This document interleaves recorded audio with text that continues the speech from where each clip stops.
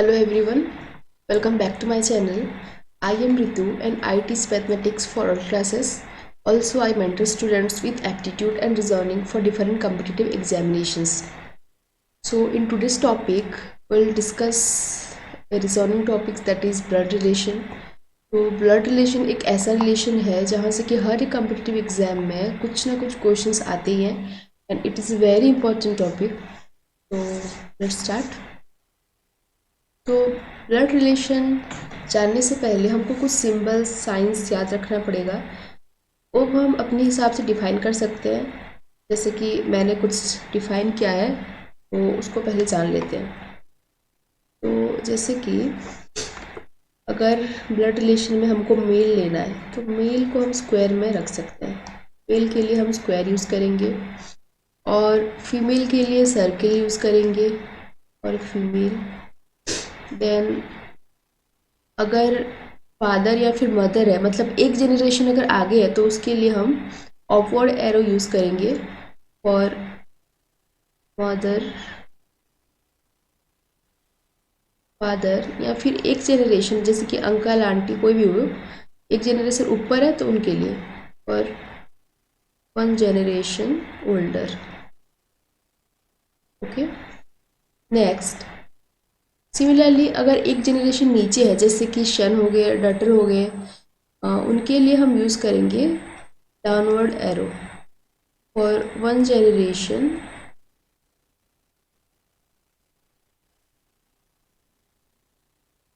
लो.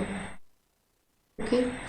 Next अगर wife और husband का रिलेशन दिखाना है उसके लिए हम लोग यूज़ करेंगे ये वाला symbol for wife husband couple के लिए. तो ये हमारा कपल के लिए.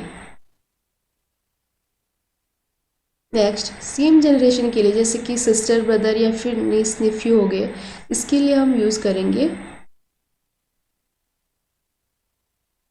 अंडरस्कोर यूज़ करेंगे उसके लिए और सेम जनरेशन. इतना हमको याद रख लेना है so that it will help us to make the blood relation problems easier. Next अब हम कुछ फैमिली ट्री देख लेते हैं. तो जैसे कि हमने बताया कि हम ये सारे सिंबल्स यूज़ करेंगे मेल के लिए फीमेल के लिए एक जनरेशन ऊपर एक जनरेशन नीचे के लिए. सपोज हमको गिवन है कि A is father of B. A is father of B. Right. तो यहाँ पे हमको पता चल रहा है कि ए इज़ फादर मतलब क्या है ए ऊपर है एक जनरेशन ऊपर है तो मतलब ए ऊपर रहेगा. बी का सन है तो वो नीचे रहेगा. सन या फिर डॉटर कुछ भी हो सकता है क्योंकि यहाँ पे बी का कोई जेंडर मेंशन नहीं हुआ है सिर्फ ए का जेंडर मेंशन हुआ है कि ए फादर है मतलब ए इज़ मेल. मेल के लिए हम स्क्वायर यूज़ करेंगे. ऊपर से अगर ये एक जनरेशन ऊपर है तो फिर ये क्या रहेगा ये अपवर्ड एरो में उससे आगे रहेगा. सिमिलरली अगर हमको गिवन है that A is grandfather of B तो क्या होगा इसमें हम डबल ऑफ एरो यूज़ करेंगे. मतलब ए तो ग्रैंडफादर मतलब ऑब्वियसली जेंडर मेंशन है ये है हमारा मेल. उसके बाद डबल एरो ऊपर रहेगा. यहाँ पे बीच पे कोई भी रह सकते हैं उसके बी के मदर फादर कोई भी वो हमको नहीं गिवन है तो फिर उसको हम मेंशन नहीं करेंगे. बट बी के ऊपर डबल एरो में रहेगा ए क्योंकि वो ग्रैंड फादर है मतलब दो जनरेशन गैप रह रहा है बिटवीन ए एंड बी. अब ये हो गया हमारा बी क्योंकि बी का जेंडर यहाँ पे मेंशन नहीं हुआ है तो यहाँ के इसके ऊपर हम कोई जेंडर का सिंबल जो है वो नहीं दे सकते. राइट. तो इसी तरह से सपोज और एक क्वेश्चन हमको क्वेश्चन नहीं एक गिवन है हमको एक स्टेटमेंट गिवन है क्वेश्चन का कि A is wife of B. Okay. तो यहाँ पे क्या है ए वाइफ है मतलब कपल के लिए वाइफ के लिए हमने जो सिंबल यूज़ किया था वो ये वाला सिंबल था इक्विलिब्रियम वाला सिंबल. तो यहाँ पे ए और बी के बीच में ये सिंबल रहेगा बिकॉज ए और बी क्या है हस्बैंड वाइफ है. तो यहाँ पे ए अगर वाइफ है तो उसके ऊपर ऑब्वियसली सर्किल लगेगा क्योंकि फीमेल का हमने सिंबल सर्किल लिया था. बी अब मेल है तो उसके लिए हम लोग क्योंकि अगर ये वाइफ है तो फिर दूसरा वाला तो हस्बैंड ही होएगा तो इसके लिए हमारा सिंबल होगा स्क्वायर सिंबल. ओके. तो ये बेसिक्स था हमारा जो कि हमको याद रख लेना है. राइट. तो नेक्स्ट अब हम चलते हैं हमारे फर्स्ट क्वेश्चन की ओर, जो कि हमारा ये वाला क्वेश्चन है हमारा। In a family of 6 person A B C D E and F, they are 2 married couples, sorry ये मैरिज नहीं है, मैरिड है। 2 married couples. D is grandmother of A and mother of B. C is wife of B and mother of F. F is granddaughter of E. How is E related to F? How is C related to D? A is what? Okay. तो question हमारा ऐसा है। तो पहले हम क्या करेंगे, एक एक स्टेटमेंट का हम ट्री बनाएंगे। मतलब ये जो था हमने यहाँ पे सॉल्व किया था, यही है ट्री। एक एक स्टेटमेंट का हम क्या करेंगे, इस तरह से ट्री बनाएंगे। तो फर्स्ट हमारा स्टेटमेंट क्या है इस क्वेश्चन का, फैमिली में कितने मेंबर्स हैं, 6 मेंबर्स हैं, A B C D E F and there are 2 married couples, जिसमें कि 2 कपल्स मैरिड है। ओके, मतलब 2 कपल्स मतलब कितना, 4 जन मैरिड है, उनमें से 2 कपल निकल जाएंगे। कि कौन से वो कपल है हमको बाद के स्टेटमेंट में पता चलेंगे। नेक्स्ट है D is grandmother of A। अब ये पहला हमारा स्टेटमेंट हो गया कि D जो है ग्रैंड मदर मतलब एक फीमेल है, ऑफ किसका, ऑफ A। मतलब पे हम लगाएंगे डबल एरो, क्योंकि ए हो गया क्या, ए हो सकता है या तो ग्रैंडसन या फिर ग्रैंड डॉटर, बस उसका जेंडर अभी तक हमको पता नहीं चला है। Next, and mother of B, D is grandmother of A, also D is mother of B. मतलब इसके बीच में क्या है, बी है। अब क्या हो गया, क्योंकि हमको बोला है कि डी ग्रैंड मदर ऑफ ए तो है, उसी के साथ मदर ऑफ बी है। अब बी का जेंडर भी हमको अभी तक पता नहीं चला है। C is wife of B. अब क्या बोला है, C is wife of B. Wife मतलब कपल के लिए हम यूज करेंगे ये वाला सिंबल, ये हो गया सी। सी वाइफ है मतलब सर्कल लगाएंगे इस पे। अगर सी वाइफ है तो फिर बी क्या हो जाएगा, बी हो जाएगा हमारा हस्बैंड, मतलब B is the male. And mother of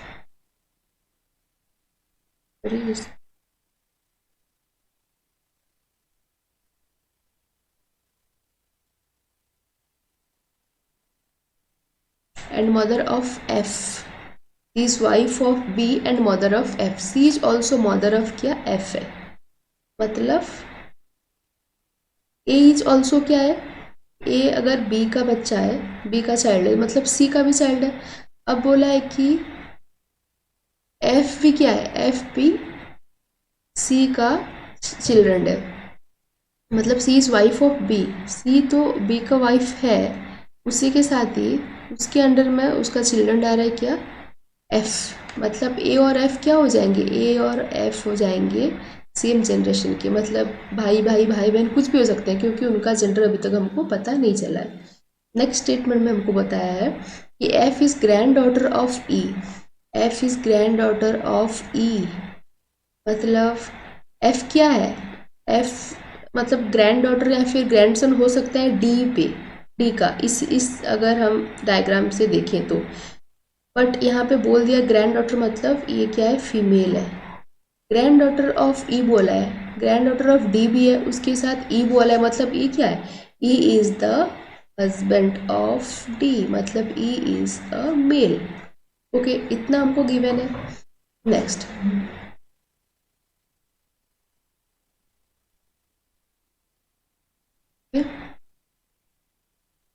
next is how is A related to F. How is A related to F, मतलब F और A के बीच में क्या रिलेशन है। तो अगर हम देखें तो A क्या है, A is grand children of, sorry A and F के बीच में, मतलब इन दोनों के बीच में, मतलब A और F के बीच में क्या रिलेशन है, A या तो ब्रदर हो सकता है या फिर सिस्टर हो सकता है, राइट।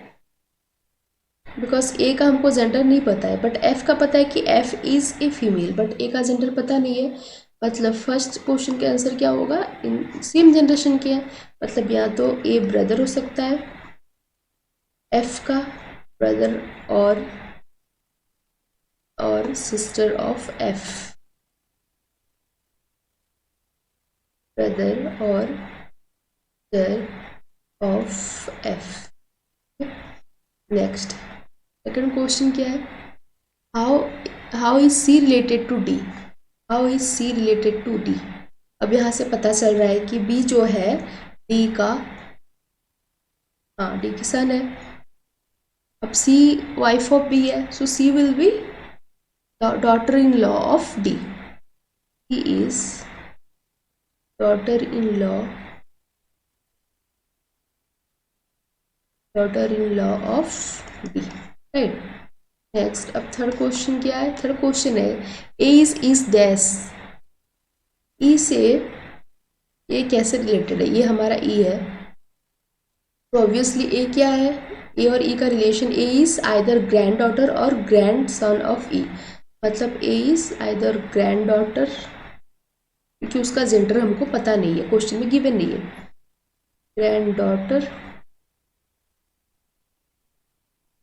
और grand son of. Okay, clear हो गया हमको अभी डाउट?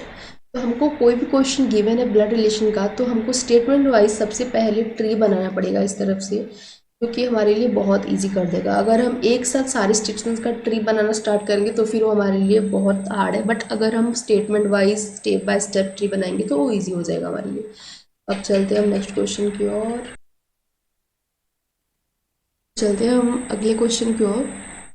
सो हमारा क्वेश्चन है ए इज मदर ऑफ बी. तो पहले हम ड्रॉ कर लेते हैं. ए मदर है मतलब सर्किल, ऑफ बी है. B sister of C. Again B sister है मतलब फीमेल है. सी का जेंडर पता नहीं है. D is son of C.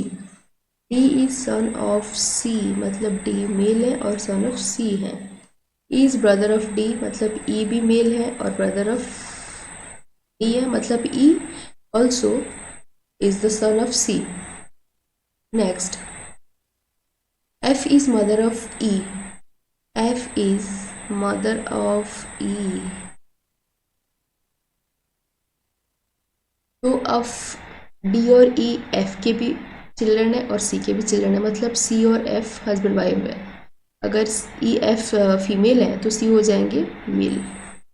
Right, मतलब C फादर है और E F मदर है of D and E.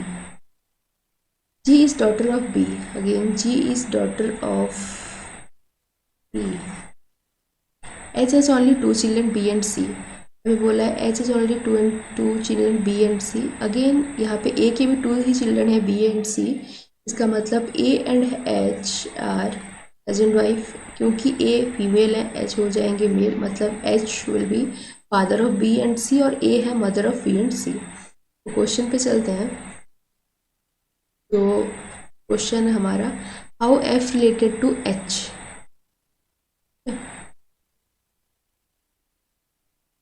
How F related to H. तो एफ और एच के बीच में क्या रिलेशन है? तो यहाँ पे हमको पता चल रहा है कि बी और सी क्या है? ए और एच के चिल्ड्रन है. तो सी जो है एफ के हस्बैंड है, मतलब सी के मम्मी है ए और पापा है एच. तो सी के जो पापा एच हैं वो उनके वाइफ के मतलब एफ के क्या होंगे? एफ के ऑब्वियसली फादर इन लॉ होंगे, मतलब एफ विल बी, एफ उनके बहू होंगे, मतलब F is the daughter in law of H. F is daughter in law of H. Okay, next question है how is C related to E. C और E के बीच में क्या रिलेशन है? ऑब्वियसली सी और एफ क्या है? मम्मी पापा हैं. डी और ई के दोनों भाई भाई हैं, तो C is the father of E. पता चल रहा है डायग्राम से straight. Next, how B related to F. B F से कैसे रिलेटेड है? ऑफ सी और बी क्या है? भाई बहन है. C is the husband of F, मतलब एफ के हस्बैंड के बहन को एफ क्या बोलेंगे? बोलेंगे sister in law. Sister in. Okay, अब चलते हैं नेक्स्ट क्वेश्चन की ओर फटाफट. सो नेक्स्ट क्वेश्चन है हमारा A is father of C but C is not his son. Okay, A is father of C but C is not his son, मतलब क्या है? डॉटर ही होगी ऑब्वियसली. अगर सन नहीं है तो डॉटर होगी, अगर फादर है तो कोई ना कोई तो होगी ना, डॉटर या फिर सन. यहाँ पे स्टेट बोल दिया कि सन नहीं है, इसका मतलब डॉटर ही होगी. E is daughter of C. E is daughter of C. F is the spouse of A. F is the spouse of A. Spouse किसको बोलते हैं? स्पाउस मतलब या तो वो हस्बैंड भी हो सकते हैं, वाइफ भी हो सकते हैं, बिकॉज यहाँ पे ए ऑलरेडी हस्बैंड का रोल निभा रहे हैं, तो फिर उनके जो स्पाउस होंगे वो वाइफ होंगे, राइट। तो एफ क्या होंगे? वाइफ हो जाएंगे यहाँ पे। B is the brother of C. B is the brother मतलब male of C. D is the son of B. D के सन, डी है बी के सन, मतलब B is the father of D. Son मतलब male. He spouse of B. He is spouse of B. जैसे कि मैंने पहले बता रखा है कि स्पाउस का मतलब वाइफ भी हो सकते हैं, हस्बैंड भी हो सकते हैं, बट बी जैसे कि बी पहले से ही मेल है, तो उनके जो स्पाउस हैं जी, वो ऑब्वियसली फीमेल होंगी, मतलब वाइफ होंगी। H is father of G. H is father of, father मतलब मेल, ओके। सो अभी क्वेश्चन हमारा first question, who is grandmother of D. Grandmother of D, जैसे कि हमको पता चल रहा है डी के फादर है बी, बी और सी भाई बहन है, और बी के फादर है ए, और बी के मदर है एफ। तो डायरेक्टली डी के फादर के मदर जो भी है वो हो जाएंगी grand mother of F, sorry grand mother of D. तो एफ जो है ग्रैंड मदर ऑफ डी है, यहाँ से पता चल रहा है, बिकॉज डी के फादर हैं बी और बी के मदर है एफ, मतलब डी के फादर के मदर जो है एफ, वो हो जाएंगी डी की ग्रैंड मदर। वही सन ऑफ एफ, एफ के सन क्या है, कौन है? जैसे कि हमें पता चल रहा है ए और एफ दोनों के एक डॉटर है सी और एक सन है बी, सो बी हो जाएगा आंसर। सिंपल क्वेश्चन था। अब चलते हैं नेक्स्ट क्वेश्चन की ओर। सो क्वेश्चन हमारा, in a family there are 6 members A B C D E and F, A and B are married couple. तो A and B are married couple दे दिया है, पहले से पता नहीं है कौन हस्बैंड है कौन वाइफ है। ए बिंग ए मेल दे दिया अभी, ए बिंग ए मेल मतलब A is the husband, D is the only, तो बी वाइफ हो जाएंगे। A is the only son of C, ये तो हमको या ही नहीं है डी और सी का, हम देखते हैं आगे क्या है। Who is the brother of A, तब C is the, D is the only son of B, only son of C, और सी कौन है? C who is the brother of A, C है ब्रदर ऑफ ए, तब ये है सी जो कि ब्रदर ऑफ ए है, और डी क्या है? D is the only son of C, only son of C, okay. Next, E is the sister of D, ये है क्या? Sister of D, same generation. अभी तक कुछ उसका पता नहीं चल रहा है, उसको यूज कर देते हैं। Next, is the sister of D. B is daughter-in-law of F. B is daughter-in-law of F. इसका मतलब B के जो हस्बैंड है उनकी मम्मी कौन है? F है। उनकी मम्मी या फिर पापा, कोई भी हो सकते हैं।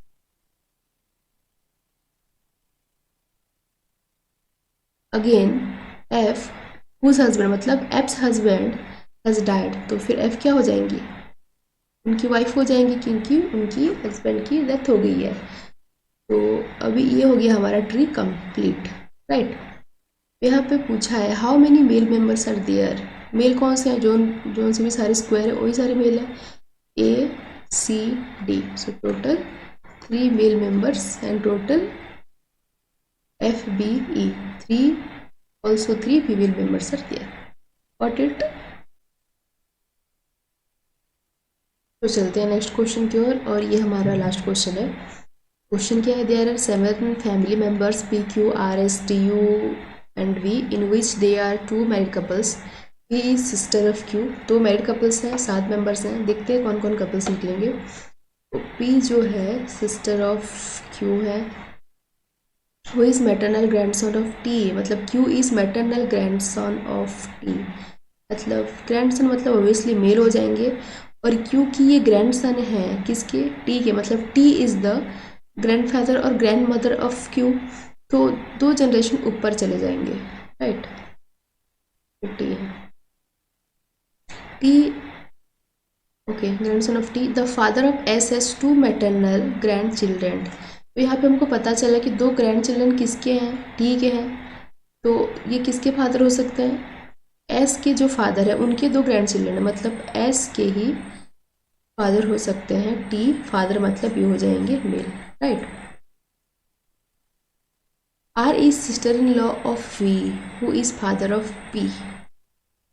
Are is sister in law of V who is father of P. तो वी कौन है पहले ये देखते हैं, फिर उसके बाद आर को डिफाइन करेंगे। वी है फादर ऑफ पी।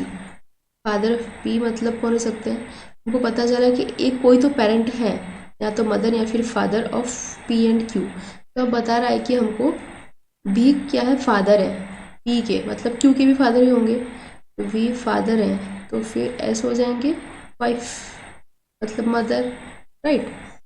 अब उससे पहले था हमारा R is sister in law of V, तो R sister in law of V मतलब एस के क्या हो सकते हैं, सिस्टर हो सकता है, सो आर हो जाएंगे एस के सिस्टर, राइट। इतना गिवन है। Then U is a female हमको गिवन है।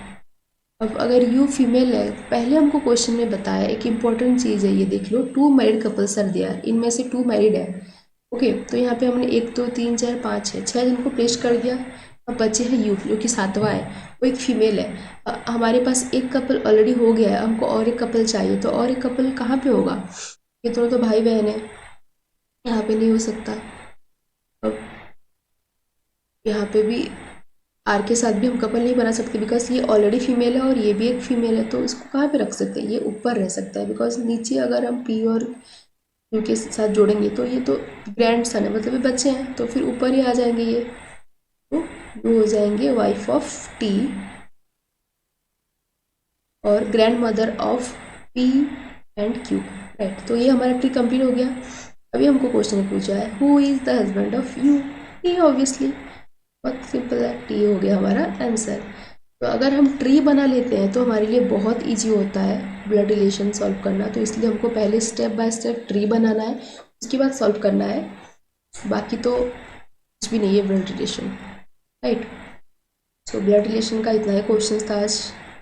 कैसा लगा आप लोग ज़रूर कमेंट करके बताइए, और आप लोगों को किस टाइप का वीडियोस चाहिए वो भी कमेंट में ज़रूर डाल दीजिए। Thank you so much for watching.